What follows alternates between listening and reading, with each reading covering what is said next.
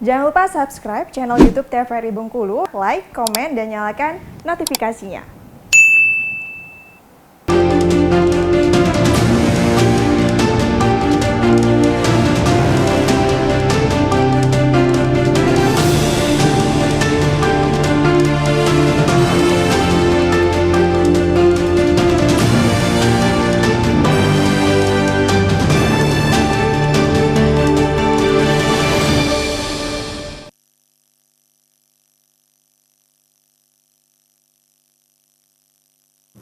Kita bahas tentang penetapan tarif nih Bapak, terkait dengan penetapan tarif angkutan antar kota, antar provinsi itu gimana Pak? Kalau untuk tarif, kebetulan kita hari Sabtu kemarin itu kita sudah menggelar rapat yang dihadiri oleh Dinas Perhubungan Provinsi, kemudian pelaku usaha, terus Organda. Nah, disitulah disepakati tarif angkutan lebaran yang berlaku H-3, H+7, H-7, H+7. Jadi antara tanggal 15 April sampai tanggal 30 April itu berlaku tarif khusus lebaran. Iya. Nah, angka kenaikannya itu berkisar antara 10 sampai 20%. 10 sampai 20%. Ini terjadi penurunan. Kalau lebaran sebelumnya itu kenaikannya di angka 20-30%. Nah, kalau ini lebaran tahun ini kenaikannya di angka 10 sampai 20%. Artinya memang ada beberapa daerah khusus yang itu naik 20%. Ada yang daerah khusus itu 10%, 12%, ada 13%, 15% ada. Tidak baku gitu. Nah, itu menyesuaikan berdasarkan aspirasi dari para pelaku usaha. Iya. Misalnya ada trayek tertentu itu penumpangnya segitu-gitulah gitu. Nah, Iya. Nah ini kenaikannya nggak signifikan, cukup 10% kan. Ada memang yang rute padat Jakarta Bengkulu, yang kemungkinan nanti terjadi peralihan penumpang pesawat ke darat tadi kan. Iya. Nah, inilah yang terjadi kenaikan itu sampai angka 20% tadi.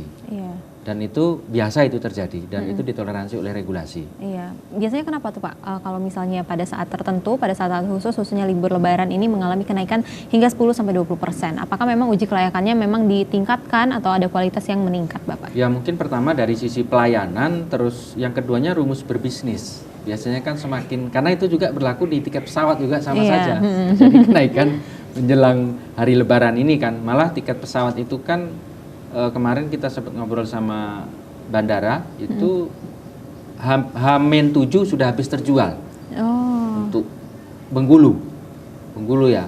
Jadi makanya kita memprediksi nanti lonjakan penumpang itu terjadi karena adanya migrasi penumpang yang tujuan awalnya ingin naik pesawat, tiket pesawat sudah habis kan, akhirnya beralih ke angkutan darat. Nah, hari ini juga kita dari anggota Organda itu menyiapkan armada yang dari Bengkulu itu sekitar 200 unit bus berbagai macam tipenya ya. Iya. Sekitar 200 itu dari Sriwijaya, Sun, Simas, terus Putra Rapelesia, dan ada lagi travel yang armadanya lebih kecil gitu. Baik, perlu dicatat Jadi juga. sekitar 200 armada yang sudah disiapkan oleh pelaku usaha angkutan darat ini. Dan semuanya itu insya Allah dalam kondisi layak. Prima ya Bapak ya, iya. Prima, sudah dicek, sopirnya sudah siap semua.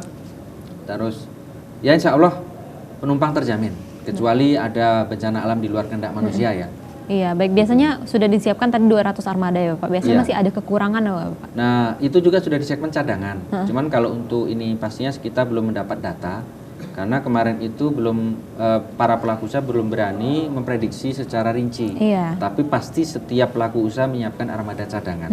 Saatnya nanti terjadi lonjakan mendadak tiba-tiba ini kan. Bisa saja orang yang tidak ada keinginan mudik Tiba-tiba melihat deh, Pak. nonton TV waduh pengen mudik juga kan. Nah, salah satu alternatifnya ya jalur darat itu. Iya, apalagi ini udah COVID, jadi berbondong-bondong sekali orang yang ingin mudik itu ya orang Bapak kalau ya. sudah rindu itu kan pasti mengalahkan Iya Bapak, rindu mengalahkan semuanya ya Pak ya.